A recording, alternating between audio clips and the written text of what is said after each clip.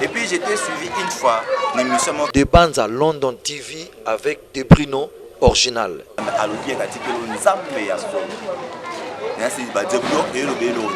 Et puis j'étais suivi une fois l'émission quelqu'un qui pendant que tu étais encore à Londres. Bien parce que ta maman t'a enseigné rite. Tu ne pouvais pas poser une déception au sein de corps de Christ. Des bandes à London TV avec des Bruno original. Tu prends conscience. Si peut-être Hollanda qui ne vont passer vite, là il faut les connaître parce que pour nous faire publicité chez nous, et dans la émission comme maman n'est pas partie de des bandes à London TV avec des Bruno original. Quelle dédicace pour dédicace et ça leur plaisir parce que je mets sa maman. La ligne maman est ma casse.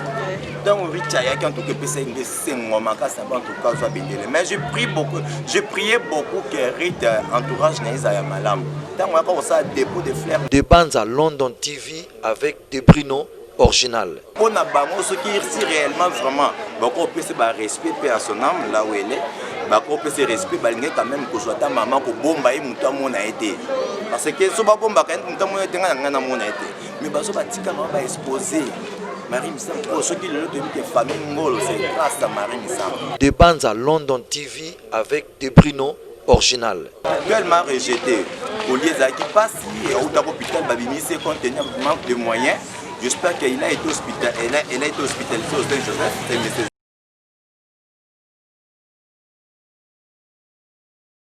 Salut Mbote, bonjour partout dans le monde où vous allez suivre cette émission. Je suis encore là aujourd'hui, moi, votre Nadia Gébé, la femme selon Jésus-Christ, accompagnée d'un grand messier. Moi, je l'appelle un grand messier parce que c'est un homme de grand cœur. Il a des choses qu'il fait dans Mboka Nabiso Congo et ça sera tellement anonyme. Allez, Kanaba TV, t'es pas l'obelango, aben rappel biso Nadia, oh, t'as rappelé caméra, t'es pas l'obelango, mais à ça, là, quand même, maramouya minene, Namboka Nabiso, ça médecin, à ça, papa orphelin, à ça, na centre orphelinat naïe.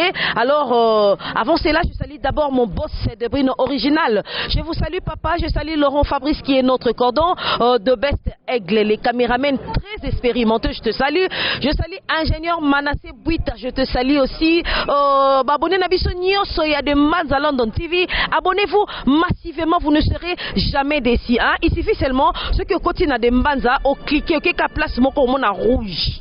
Au s'abonner, qu'à bien, ok, peut côté, bah, moi j'aime. Moi commentaire et ça rappelle-moi bien ma commentaire na bino de sala que to yeba ke musala zo sala ma bien ou bien zo sala ma bien té ma commentaire na bino de sala que to améliorer musala to lukela pe bino ba inviter oyo bino bolingi mais lelo to linga ki to yamba médecin to linga to yamba un homme de grand cœur, je l'appelle comme ça parce que Asana Makamolo lui c'est un médecin, je lui ai connu parce que c'était le médecin, il fut le médecin et à maman et à Marie Misamu yende azwaka maman Marie Misamu yende penza aswanya kaye jusqu'à ce que maman Marie Misamu qui est na kokufa peut-être on ne sait pas la mort est à volonté nzambe mais ceux qui kaka maman et Marie Misamu azalaka na maboko na mais peut-être pas linga kokufa te parce que il a très bien pris soin ya maman et Marie Misamu azwa na ba hôpital encadré asala marambo belé azwa soin na vraiment makasi jusqu'à ce que la famille ba ko décider que non il faut ba récupérer mutu na bango or tangu maman et Marie Misamu azalaki na maboko ya médecin na biso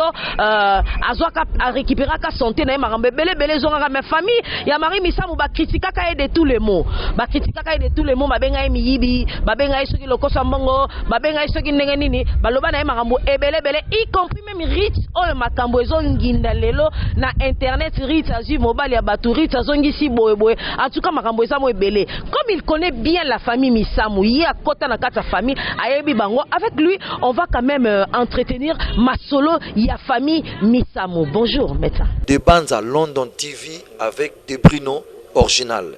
Oui, bonjour Maman Nadia TV, moi c'est Nzambé, bonjour. Ça va?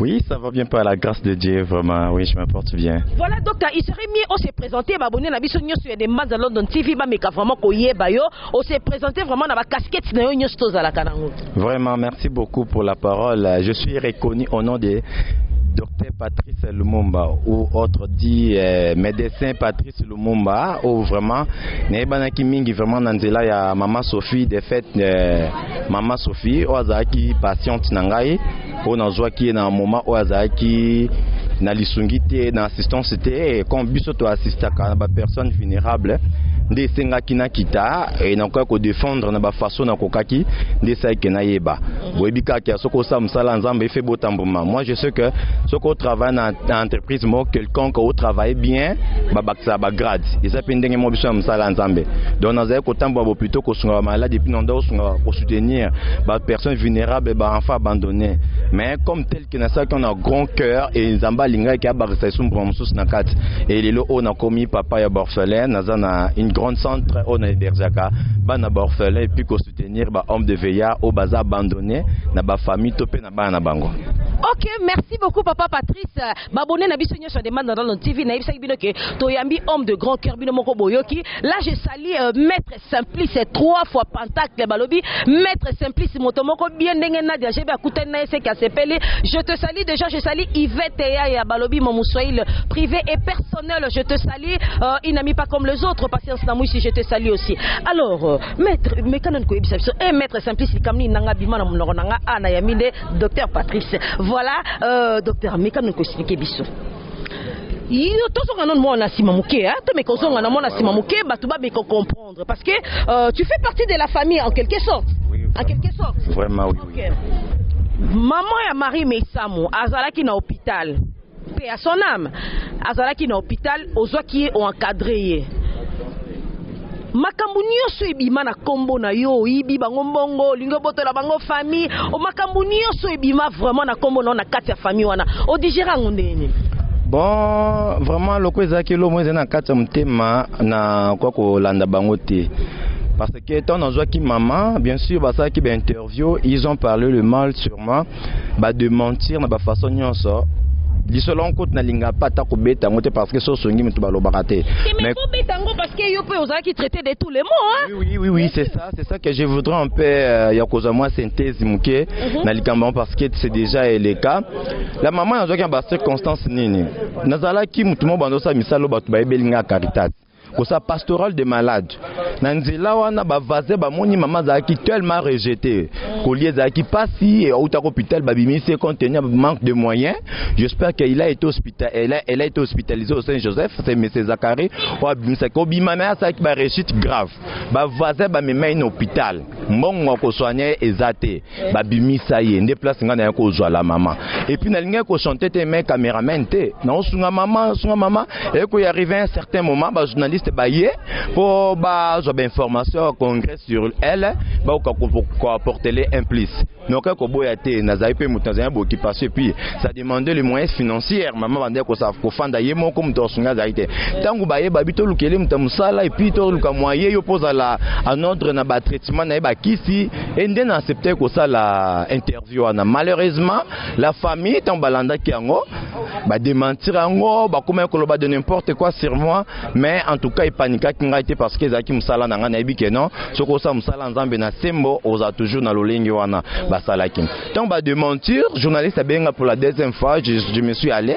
nde ba s'organiser qui famille na bango ba s'organiser ba ya ça la famille pour récupérer maman entre mes mains na boya quitter ba sali famille na bango c'était les lundis comme ça na yé pour traiter maman ils ont refusé j'espère na lobela ngo za bande ko bayebi alors tant bazu maman bango les lundis na tiki nanga na bande préparer pe mémoire nanga ya deuxième cycle c'était le 27 et le 26 mardi bazu maman lundi maman zaka na regret nangina bi mana pour na silike la bango na ndenge ba kianga kanga ezaka malamu te mama esinga bi je m'excuse papa ko boka ngate so tiki ngai na bi position ba elite na okufa Dieu merci lundi na kei mardi ou mercredi na 4h na yambi appel là-bas na quartier que maman kufi et lequel est ngai ndeni maman ya tiki na bon terme nzoto makasa otambola jour moko absence nanga maman kufi bon comme tel avec ma famille na banko ko landia te bango moko bayebi o basalaki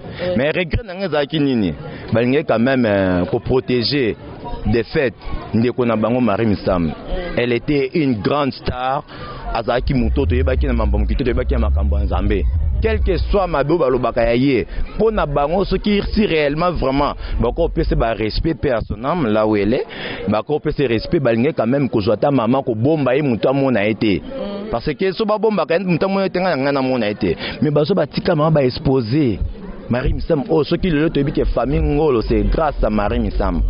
Mais, bah, sabotage qui ne on a bango. Mais bien que maman bango azala qui proche à Marie Missam. Tant pour boire qui et ça pour le bani que famille ça des autres. C'est ça. Et puis famille bonzambé zaté. Et ngai place un peu dans condamné qui rite. Par rapport à quoi? Tu sais bien que ta grande-mère, elle était l'amie de ta maman.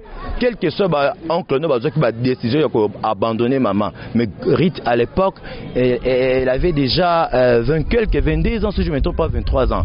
Azaki peut 22 ans, 21 ans si je ne me trompe pas. Azaki peut donc aux apports à précaution qu'elle n'a son akoko nanga mérite, elle s'en foutait de tout. Donc Azaki a complice na bande konae. Malheureusement. Mais quand même faut tout mon parole moukié. Au épinglé et là comment qu'on makambu ya Ruth. Ruth misamu makamwana nde ezonginda mikolo na internet. D'ailleurs kutu na ute ko mon interview moko boye ce qui moi si ya mobali wana pe azo réclamer mobali o Rita bali aza mobali na ye. Beteron biso yo muto yebi famille moi malamu. Ruth azalaka déjà mariée. Ruth mobali ya bali aza mobali ya batu siko bino na famille bozo gérant onde nini parce que yo ozala rapé na bango.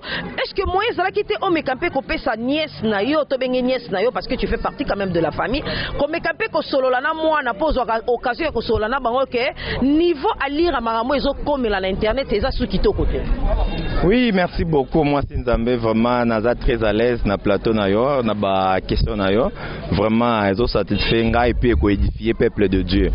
Bon, Msou Bango sa famille, quand on parle de la famille, j'appartiens dans leur famille, non plus. Dans quatre accords du Christ. Parce que biso te be que famille, ils famille chrétien. Alors biso ba chrétien toza catholique que toza biso en sort bon moko. Naza ko participer à quatre famille, attaque dans quatre accords du Christ. Pour na kolobal kambarit, moi je suis désolé avec elle parce que je m'attendais pas à ça. Je m'attendais pas à ça.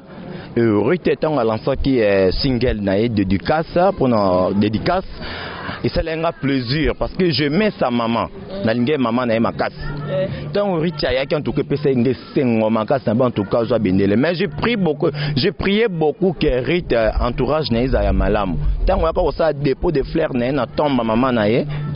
Bon, je pense que tu as bien quoi système parce que j'aime pas quand vous me connaissez.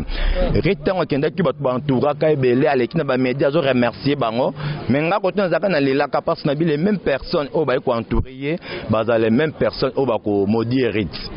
Alors ceux qui n'ont qui battent d'un disposable qui peut-être ngana luketa ngoyaka quand même na confinement juste pour nous apporter un plus. Makambo na zolo ba parce que réseaux sociaux est facile tabiso hein et facile tabiso oh peut-être le quoi na moni il fait dans le bango. C'est comme Elioté, je suis sûr que et comme là parce que Bandeko bakolanda de Mbanda Londres TV bako partager en Obaebi esclave de l'Éternel médecin traitant Patrice le monde vraiment tant bako mon message au codifié peuple de Dieu bako partager pour message comme là. Ngana satanda qui ne le côté Rite nous a déçus totalement. Na satanda qui na ngote biso to yebi ke ngandi na za to yebi ngaka non médecin Patrice azam tout moko boya sunga bata sambela ka yebi nzambe caché nanga mama moi si nzambe j'ai ben kande ba benga ka yonde ngo yeba na mon kil mobimba na lobelo moko biso ba chrétien to sala que erreur moko grave. Pourquoi j'ai dit ça? Parce que ba chrétien baza système ko loba ke bolanda makamga non sala te bolanda nga na loba c'est du mensonge. Biso to za po na côté ba na nzambe lobanza puis nous sommes là pour ramasser les âmes perdues. Bateau baza désespéré biso toza pona ozabango. Donc ceux qui comportement ngeza malam te non te amtuté. Ceux qui non te malobanzambe malam te non te amtuté. Muto ki ko boya malobanga peut-être je parle comme ça mtabi aza d'accord na ngate. Mais maloba onga na obimisa nzambe faza d'accord nango. Donc il fait tous à la différent na auto benga ka biso ba païen parce que bango ba binzambe te.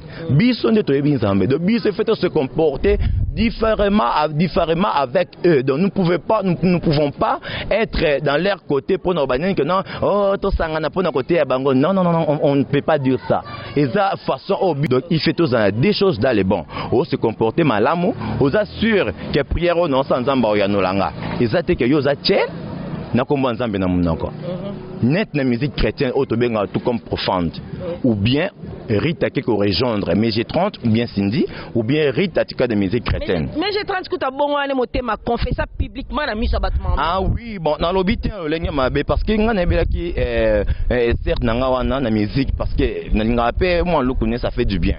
Na lingango on a bien ou bien parce que Rite ça tombe en combat ensemble. Et Rite elle a encore rien fait. Rite ça ta carrière morte. Dédicace à l'enseignant quoi j'ai une partie Rite a toujours na carrière à maman naie de fait maman Marie Missam. Rite non ça elo marote.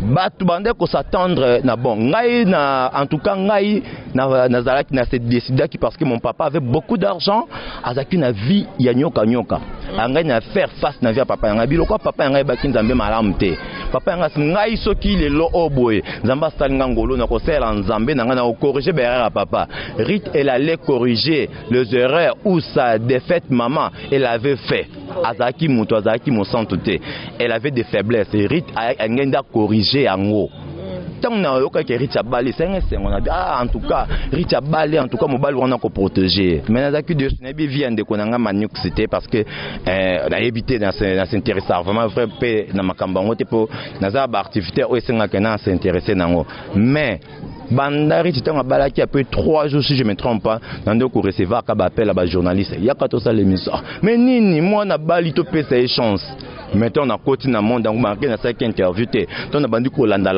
j'ai été étonné d'avoir Rite vraiment eloko ya sali est-ce que Rite a tuna kinzambe na libala wana parce que ngalelo on a non célibataire non na balité na ça me nzambe nzambe il faut inspirer nga moi sur quoi accompagner nga. Moi, ce à quoi ça que même si je n'ai plus dans ce monde des hommes, moi, ce que je relève nanga. C'est la même chose avec Rite. To bon bisoté ba païen au kobong sa bongo mitema. Na ko supposer peut-être ndeko nanga Christa tanga balaki ndeko lombongo. Peut-être pesa ki bolingwa solo ta balaki peut-être pour na intérêt pour ba ko yemba. Mais lelo bolingwa ne koma ya solo. Ndeko Christian bonzambo azaka nango kala ya ndambo mais lelo o augmentant koma plus que ndeza ka liboso. C'est la même chose aussi ndeko Rite alinga ko sala koki okozwa mutu oyo abongo lane mote mate oyo ayebani na kashi ya mabe komema ye na ekonga nzambe donc au salir église en nzambe.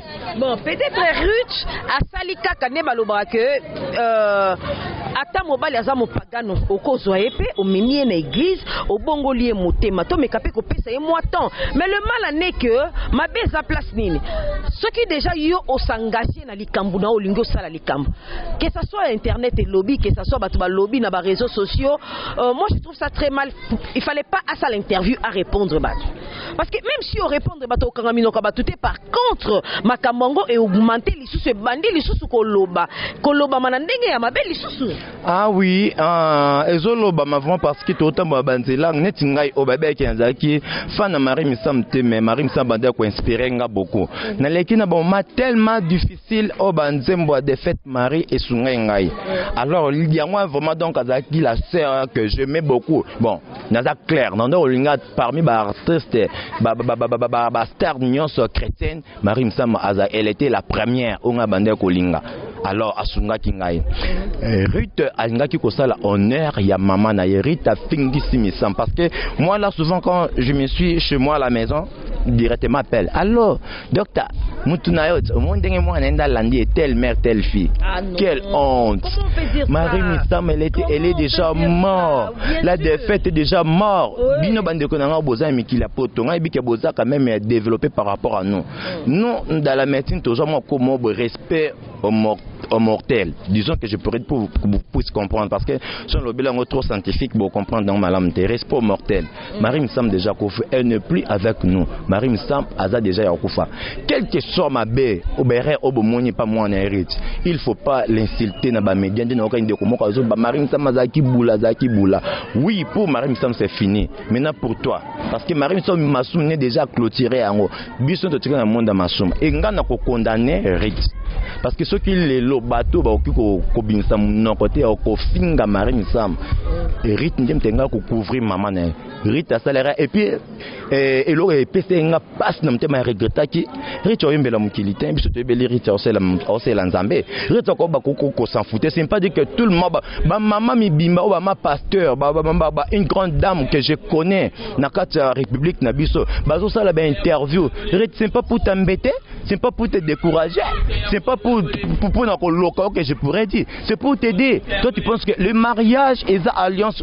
vie moko conjugale ozozo akona mutu tant yo bali mutu nyonso ko sepela ba ko za jaloux ali bala na yo aucun genre ce ko ça qui choix malam. Je ne pense pas que ba grande dame onga na yebi ba ngaba leka ba media Rite pour na ko loba oba lobarana et en plus ko s'en foutait en angote. Quant à moi, il est temps pour toi maintenant il y a quoi tirer bonne leçon. Parce que non, on lance dans le loco à Yomorote, autrement pas que non, Rita Yemba cette carrière nante. Banzembo yozo Yemba c'est pour édifier le peuple de Dieu. Ce comme Monoko Yemba Banzembo pour la sans foutiste. En tout cas, je te conseille d'aller rejoindre Cindy Lecœur ou bien d'autres musiciens que moi je connais. Ce qu'on a sans foutiste. Parce que Ngai, ba finganga na banoko na yo, tu es au courant de ça. Ba finganga na zalaka parce que na apporté la cabine aide. Oh moko bo écoute na chantant on a noté. Je ne pense pas que toi, Rite, tu viendras aider ma maman après ma mort. Je ne pense pas que la famille de Marie Missam après ma mort. Alors, ce basé bolam na chanta kangote. Na ngami kolobate parce que bi na bandal boso na muke menzamba pesinga musala makasi. Rite eloko yezali ya kosala ezamina prendre conscience na ba interview nyonso ezoleka. Conseil Rite prend conscience. Si peut-être Hollanda qui me parce que Rite Azara soit fait d'argent. Là il faut les connaître parce que pour dans sa publicité chaîne et dans l'anda émission comme maman n'est pas papi mboma. Maman n'est pas exemple mais un pengla exemple à Rite. Abi y aurait un jour qui jour mon boy Rite benga maman mais Dieu offre pas non qu'on à Londres non qu'on a sur moi na mukie. Comment ça fait-il que yo benga mano actiner la mbongo na zwanda. Pour zwanda que ko sala ni tu es encore étudiante ozaki autant classe. Mais toi tu appelles ta maman pour t'envoyer l'argent au Nakolna Zonda. D'après tout, tu es une fille, tu n'es pas un garçon à quoi que non, on a fan d'après un zalabo. Aux actes d'un bon noko na yo. Réjeta ma sœur qui maman n'est bon matin de l'ena pour Londres pour Zonda. C'était pas que non pour à côté de la retraite. Avec une vie au Rite Abanda au Sala. En plus, je regrette beaucoup parce que Rite avant à lancer même single à bois qui dédicace Rite, elle est d'abord à côté à concentrer na bonzamba lukanzambe parce que biso ba oh nzambe déjà c'est là biso pesa biso musala j'espère boy biso ba kasha bien na ba kasha bien so autant ba parcours nango l'équipe ba sango na sala kuna oyo kalitamto l'équipe na roi Baudouin na salle kuna salle d'urgence 3 ans oyo ka ba nouvelle musala biso de salle et bon so kitna ba quartier kende na masina kende na ba lemba imbu kende na ba quartier plateau pour ça na tia du place na zo ko exercer ba activité oyo ka ba conduite na toujours malam alors naza ko TP jeunesse ya lobby Rite alingaki d'abord ko lukanzamba solo. Parce que biso koto ba auto se référer dans nzembo amano testament insécurité na mokili passe na passe et moi na ko pese nyonso mokili mais ele kamenzambe maman na tikelo nzamba solo azaki parfaite peut-être abunga nzela mais alobi ka tikelo nzambe ya solo. Et puis j'étais suivi une fois une émission quelqu'un que pendant que tu étais encore à Londres. Obi bien on battait la thème parce que ta maman t'a enseigné Rite. Ndeba finga ki maman na yo nyoso wana Rite. Ezelo ko bon que tu ne pouvais pas ko ça cette déception oyo sali na kata corps de Christ. Ce que biso ba auto mema ngambo. Tu vendais ko apprécier musique ya maman na yo. Tout le monde parle. Ah, c'est que Yopé Ozaki na misala ya mabe, c'est que Yopé Ozaki mutumoko ya boye parce que ndeni to ibaki ya zema kamabe bande ko lingaye. Tu vois maintenant causer biso bator na kata musala nzambe. Nous ne sommes pas dans la paix. Toi, comme tu dis que tu es sans-foutiste, mais nous sommes maintenant, nous avons un grand problème. Autocomique ko défendre ngo. O dirait to tebso li banga ya monene li boso. Dozo mona ndenga ko longola ngote. Voilà, docteur Patrice Natiki o respirer moi mouké. C'est vrai, tu parles avec tout ton cœur et ça la yo passi batunir ce bolanda kadembanza London TV. Vous allez comprendre que ce médecin parle avec son cœur parce que alinga qui tellement Marie Missamu bolingoana ekiti et pas maman Marie Missamu parce qu'il y a qui est vraiment en charge bolingoana pe e ko kita et pas moi na ye yango moni azolo bana passi na motema. Alors docteur, puisque piste nini ya solution au pesa na minute comme on dit en français. Le vin tiré, il faut le boire. Ritz a déjà tiré le vin. Elle a accepté d'épouser son homme. Que ça soit mobile neaza la soki ndenge neaza ndenge nini eza yé moko yenda kozala na libala wana yenda ko subir ba conséquences nyonso ba avantage na ba désavantage o akomona na libala wana yenda ko yeba yango. Alors piste nini ya solution na moment oyo ko pesa Ritz. Tant bien même qu'il y a musika biso de Mbanza London TV et la maka partout dans le monde d'ailleurs. Mais quand on a un peu conseiller Ritz Moukieu pour tous les cannabis na étape ya Ritz mais quand on a ça Ritz moi conseil Moukieu étant que médecin étant que Moutou Zalaka vraiment na kokona epé na maman na. Ok, ça n'a pas tardé. Ritz soit donc au Mbani Zambete, donc on a tout ticket en libala na à l'aise.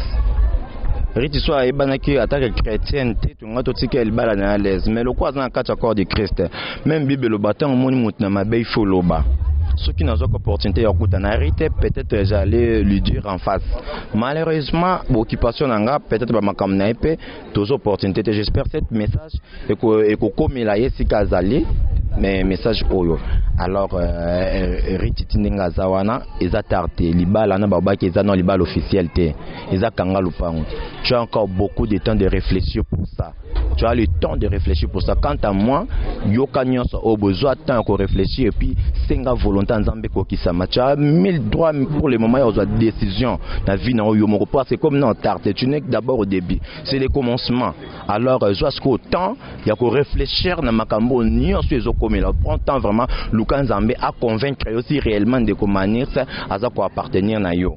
Je prends temps. Pour moi, prends temps de réfléchir. Qu'on s'en foutait dans mon thé, qu'on battait, qu'on était dans mon match Sili. Oh non, ne dis pas ça. Prends temps, il y a qu'on réfléchir, il y a qu'on tout dans Nzambe. Est-ce que Nzambe n'a biso Nzambe lo belanga auparavant abandon du matin mais Nzambe lo bakarit Nzambe comme mon a profondeur pas au talisayo le beau regretter justement ça que je pourrais dire à propos ya ndeko nanga to pele kinanga rythmisam. Voilà, Ruth, je pense que Oyoki vraiment conseille à Moutou Oyo à Lingio avec amour. Moi, je te dirais de faire la part des choses. Hein. Lui, c'était le médecin de ta mémé, paix à son homme, paix à son homme, paix à ya ami à maman, non, paix à na bango déjà, mais part des choses, à Meki un peu copé, ça conseille à Moutou Oyo à Lingio que aussi au s'engager dans les Kamumoko Boué. Alors, c'est à toi de prendre une décision. Alors, une décision que tu ne vas pas regretter dans le jour à venir. Parce que le mariage, on ne blague pas avec le mariage. Hein. Mariage songo au s'engager nango, lobi okoza na bana, okoyebi sa bana wana nini. Alors, docteur Tobe Kapé Tobe tapé l'isolo orphelinat, parce que to yambio, oza kapé orphelinat na yo tant bien même que de beste, a commencé la biso déjà signe. Tobe Kapé Kobe te l'isolo nango bete la biso nano. Qui est derrière toi? Bana wana nyoso ngana kuta ebele, o baliaka na charge na yo, o ozo boko la bango, ozo tangisa bango, chose ya kokamwa atangisa ka bango. Qui est derrière toi? Bon, derrière moi je pourrais dire qu'il n'y a que Dieu. Hein. Pour le moment vraiment, Isaka Nzambe, Oaza Likolo, et puis Nanga Moko. Nanu vraiment Nzamba Tindi ba oa été pour ba kocha maboko pour musala ngo kende liboso. Donc eza ko tambwisa makaka na lolenge na moko Nzambe. Donc ye moko lokwa inspiré ki nga pesi nga musala ndenge na lobaka ke abande na nga na musala moko bakisi mibale misato recommandation Nzambe to boya ngo te il faut sala ngo ngai na linga après avoir nyonso mukilolo la na kota ngo nazaka hypocrite ngo. Ah oui, batu nanga intérêt nini o c'est la musala o toi jeune tu peux faire aussi comme d'autres jeunes, mais quand l'andaka makambo toma pa lobi elenge réjouis-toi de ta jeunesse, mais tu es contre des jugements. Il y a des bangi sanga makas na linga mingi ko régner kati na Yesu pour mukola jugement vraiment nazala vraiment épargné te. Donc na linga vraiment na bongsanzela nanga les jours où na kanga misu nanga na bikenzo te koti mabele molimo simba mina oaza likolo. Donc intérêt na ngezaka ke lola il fait na kota intérêt na ngezaka que nazo ba un perdu bato bazangi espoir. O baza ba maladie incurable ba bika kate nanzela nanga nanzela aspirine na opesa nanzela ba prière nanga nzamba bikisa mutu yango monye comme si na niveau ko englober bango ko tia bango esika moko pona ko proposer bango avenir wana etambo makana Yesu. Alors ils appellent lancement to pesa ceux qui peuvent ndeko ba ko tutisa mape na likambo yango ba bika non donc to rejoindre ndeko na biso pe jeune lokola biso aux Anakata Congo, Afrique en général, Libanda Mboka vraiment, Toza Msala Makasi, Makaso Tosala, Nakati Langanzambe. Le plus important, oui, na mon angeza bon, okende kopé ça peut dire mais ça malam négresse parce qu'il faut c'est un dixième. Mais il va pour ça misala ma. Pour Jésus-Christ en ozonga, ayant l'église té, akuya nzela ba personne vulnérable. Alors yo sikoyo, ba dona yo, osala rawapi. Bolam na yo, osala ngo wapi. Il est temps pour toi de faire une décision, bien une décision. Il y a Kolanda Nzela, ou Monique Nzela, ou ko apporter la bénédiction de génération à génération. Dengenga esclave de l'Éternel, médecin Patrice Lumumba dans un katina domaine nango. Ok, docteur Patrice, qu'on vous copie sa numéro, na adresse place orphelinée Zalaka. En tout cas, moutounio sur la bonne foi, or vous en a besoin. Il y a qu'on soutenir hier. Alors bien moutazarana simanete à part Jésus-Christ. Alors yo mundeko o zarana moi possibilité à consommer moi loso. Hein? Balobi batu mutema malamu bazalaka ebele na mboka oyoyo batu lokola balis kwa binzi. Au continue na pe moi sac made soutien na goma kuna lobi loso oyo orphelina bana ba obalia Florence Gwabinzi. Au consommer pesa ki loso yokutu na yebi koto no saka no bajete. Okolo bate papa Patrice numéro na pesa ki yango na obengi na numéro na pesa tout à l'heure. Oti moi loso opesi moi madesu moi semoul et ko permettre bana wana balia docteur Christelle Pembele yo pour ça la maman wana te ça la bien so pour soutenir bana on appelle ça mon numéro et ça la fait bien. OK, contact na biso ezali vraiment aux na WhatsApp ezali plus 243 82 37 32 991 plus 243 82 37 32 991. Donc moi sur Bengso direct. Alors n'habitez moi si Nzambe soko permettre ngai na pambola ba Nzambe pe mingo ba. Avec plaisir, c'est ton émission. Donc okoko dédicacé batu olingi parce que ça peut na batu ba soutenir dans l'ombre. Ba patience na moi ici, ba patience na moi ici vraiment moi dédicace à moi batu ça fait bien. Surtout vraiment maman patience na moi ici yo vraiment ingeta Nzamba lola mona bola mosa na kati sa orphelina. Maman Dorcas si bino to soutenir ngai na ba prière na bino maman Dorcas na France et puis maman Likonde na Finlande en tout cas Nzamba lola zomona yo et ndeko nanga pe Milor azaki na France mako na Belgique Nzamba visiter yo donc boza tellement ebele bongo grande sœur nanga propre na Allemagne Nadine autre madi Yatina oyebi petit frère na yo azo persévérer toujours et bozali tellement ebele secrétaire nanga isa orphelina papa to la Pierre en tout cas boza tellement ebele on a koko tanga maman Marie na Belgique. Oh Mainga Magui, oh ma mère chérie, bisous à toi. Vraiment Azana Tasoko Foutieta à 5 états à terre. Franchement. Abi maman en tout cas papa pardon, je vois le travail que tu es en train de faire. Donc maman on a vraiment en tout cas Nzamba mona. Et bon ba na ngai savoir faire na votre papa en tout cas ba bisous na ba oignon so oh bolinga ngate me bolinga misala o ngana salaka. En tout cas je suis de cœur avec vous. Vous êtes tellement belle papa Pedro na Hollande.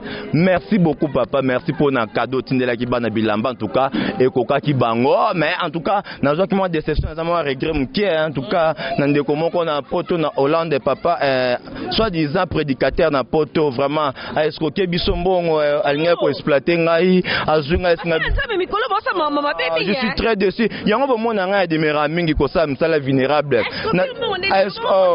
en tout cas na ozalampe pour ko nini papa wana benga ngai nani abiki azamtala Nzambe loko sa misa Nzambe sike ezate kende sika na ngai na lemba imbu maman na kenda kuna na linga ko fa côté j'ai beaucoup souffert comme ça na tsemela on jeune a créé centre mbongo comme kokota bande ko nga moko bayaki babite loko bana ba ofanda awa to bongisa ba dépenser qui dépense qui na faire $1800 papa tant ka ba bongisa sika bengani ngana bana entre temps a escroquer mutu $2750 na kombo na nga menalia 50 francs Nzamba limbiso papa ma Rems na Hollande siko besoin parce que Rems papa docteur bon Mav azan hôpital lemba imbu vraiment en tout cas je suis déçu qui docteur na yope na yebi na ngate parce que nga tang université catholique protestant ba ba bien mais au chrétien au finga ngai Nzamba limbisa na le cas immédiatement mais na luko na so otenga ko remercier quand mabe oyo sali na opportunité avec des mans à Londres tant Hollande na GB moi Nzambe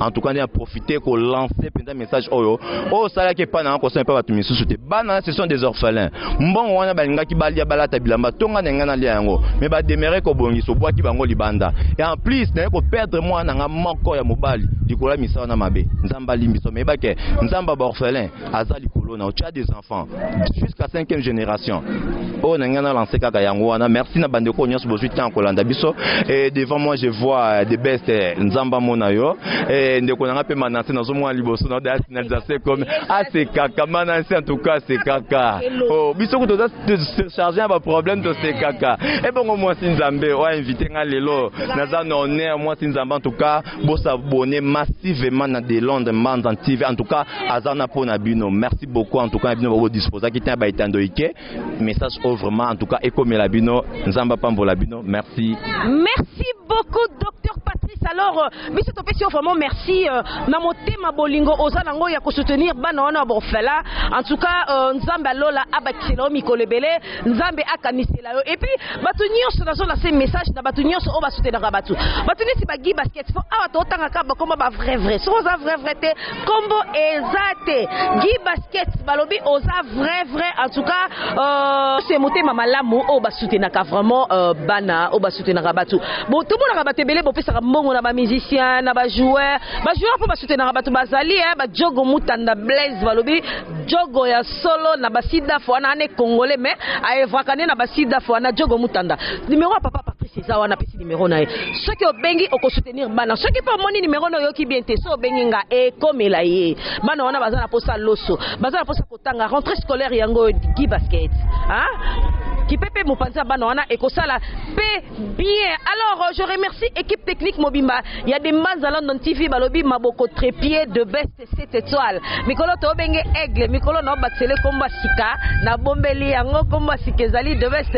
Merci beaucoup pour la image ya kitoko makasi bo ingénieur Manassé Bouita docteur Patrice alobi seka kesa la kape biso bien été Manassé Bouita soko seki biso pe tokoyoka bien fils Dieu notre moteur je te salue aussi. Je remercie notre boss des Bruno original. Merci beaucoup pour la confiance. Nous allons continuer. Là, je salue encore Yvette et mon moussoï, le privé et personnel.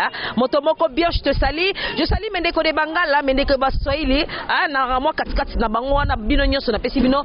Bamote Ebele, je salue mes deux bébés d'amour, Samantha et Doxine. Maman vous aime beaucoup. Ça n'est fini pour aujourd'hui, moi, Nadia Jebe. La femme selon Jésus-Christ.